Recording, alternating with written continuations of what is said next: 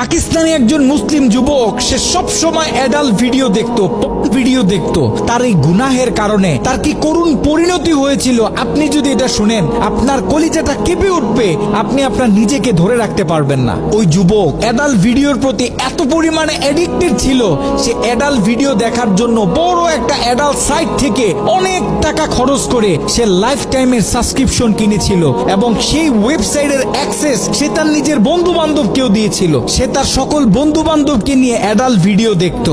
ঘটনাক্রমে একদিন যুবক ভয়ঙ্কর গাড়ি অ্যাক্সিডেন্ট করে মৃত্যুবরণ করলো। তার লাশটা যখন বাড়িতে নিয়ে আসা হলো, এলাকার মানুষ তার লাশ দেখতেছে, অনেকে বলতেছে এই ছেলে তো নামাজ পড়তো, এই ছেলে তো রোজা রাখতো, এই ছেলেটা ভালো ছিল। কিন্তু তার ভিতরে এত ভয়ঙ্কর একটা গুনাহ যে ছিল, এটা তার বন্ধু বান্ধব ছাড়া অন্য কেউ জানতো না। সকলে মিলে তাকে দাফন করে যখন বাড়িতে চলে আসলো, ওই ছেলের মা গভীর রাত্রে মোনাজাতে আল্লাহর কাছে দোয়া করতেছিল, আল্লাহ আমার ছেলে যদি কোনো ভুল করে থাকে তুমি আমার ছেলেকে ক্ষমা করে দাও, আমার ছেলের কোনো গুনাহের কারণে তুমি তাকে জাহান্নামে দিও না, তার কবরটাকে জান্নাতের টুকরা বানায় দাও। দোয়া করতে করতে মা এক পর্যায়ে ঘুমিয়ে পড়লো। মা যখন ঘুমিয়ে পড়লো, তিনি স্বপ্নে ভয়ঙ্কর একটা দৃশ্য দেখলেন। তিনি দেখতেছে তার ছেলের কবরে আল্লাহ পাক জাহান্নাম থেকে কিছু ফেরেশতা নিযুক্ত করলেন এবং ওই ফেরেশতাদের হাতে বড় বড় কিছু কুড়াল, যে কুড়াল দিয়ে সকল ফেরেশতারা মিলে একসাথে তার ছেলের শরীরে আঘাত করতেছে। যদি তার ছেলের হাতে আঘাত করে তাহলে হাতটা কেটে দূরে গিয়ে পড়তেছে, যদি পায়ে আঘাত করে তাহলে পাটা কেটে দূরে গিয়ে পড়তেছে। তার ছেলে ভয়ঙ্কর ভাবে চিৎকার দিতেছে। ছেলের ভয়ঙ্কর চিৎকার শুনে মায়ের ঘুম ভেঙে গেল। মা উঠে আবার তাহাজ্জুদ নামাজের জন্য প্রস্তুতি নিলেন, আল্লাহ তাআলার কাছে দোয়া করতেছেন। দ্বিতীয় দিন গভীর রাতে যখন মা ঘুমিয়ে পড়লেন, তিনি দ্বিতীয় দিন আরো ভয়ঙ্কর চিত্র দেখলেন।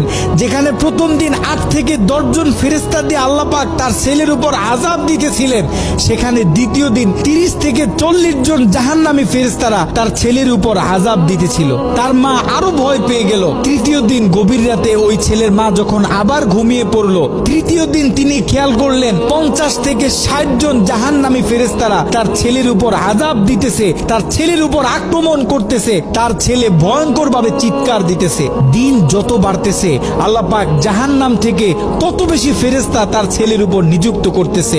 মা ভয় পেয়ে গেলেন, মা ভেঙে পড়লেন। ওই ছেলের মা ছেলের বন্ধুদেরকে একদিন ডাক দিলেন, ডাক দিয়ে বলতেছে, দেখো আমি আমার ছেলের উপর দিয়ে এই ভয়ঙ্কর স্বপ্ন দেখতেছি, তোমরা যাও কোনো আলেমের কাছে জিজ্ঞাসা করো যে কেন আমার ছেলের সাথে এমন হচ্ছে। ওই ছেলের বন্ধুরা মিলে পাশের বড় একটা মাদ্রাসায় চলে গেল। ওই মাদ্রাসায় ছিল একজন শাইখুল হাদিস।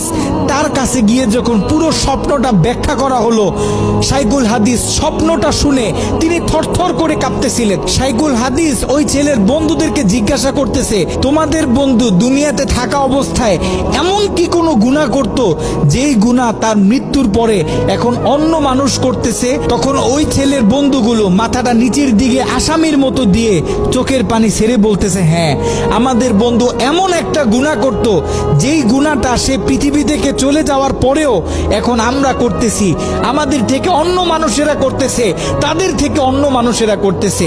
আমাদের বন্ধু অ্যাডাল্ট ভিডিও দেখতো, সে একটা সাইট থেকে সাবস্ক্রিপশন কিনেছিল, সেই মেইল পাসওয়ার্ড আমাদেরকে দিয়েছিল, আমরা আমাদের বন্ধুদেরকে দিয়েছি, তারা তাদের বন্ধুদেরকে দিয়েছে। এরকম করে এটা আস্তে আস্তে ছড়িয়ে পড়তেছে। ওই আলেম বলতেছে, শোনো, তার এই গুনাহ পৃথিবীতে যত মানুষ করবে, দৈনিক যত মানুষ এই গুনাহের সাথে লিপ্ত হবে, আল্লাহ পাক জাহান্নামের তত বেশি ফেরেশতা তোমাদের বন্ধুর উপর আযাব দেওয়ার জন্য নিযুক্ত করে দিবেন। নাউজুবিল্লাহ। যত সম্ভব পারো তোমরা এই ওয়েবসাইটের অ্যাক্সেসটা বন্ধ করার চেষ্টা করো। ওই ছেলের বন্ধুরা অনেক কষ্ট করে সেই অ্যাডাল্ট সাইটের এডমিনদের সাথে যোগাযোগ করতে সক্ষম হয়।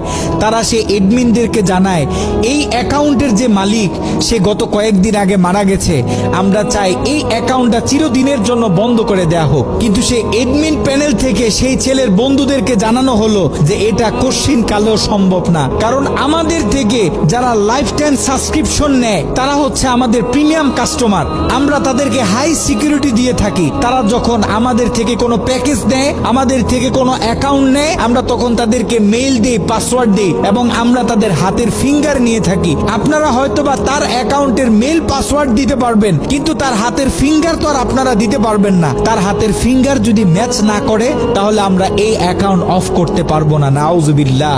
একটু চিন্তা করে দেখেন, ওই ছেলের রেখে যাওয়া অ্যাকাউন্ট থেকে যত মানুষ খারাপ কাজে লিপ্ত হবে, যত মানুষ পর্ন ভিডিও দেখবে, তত গুনাহ তার আমল নামায় যেতে থাকবে।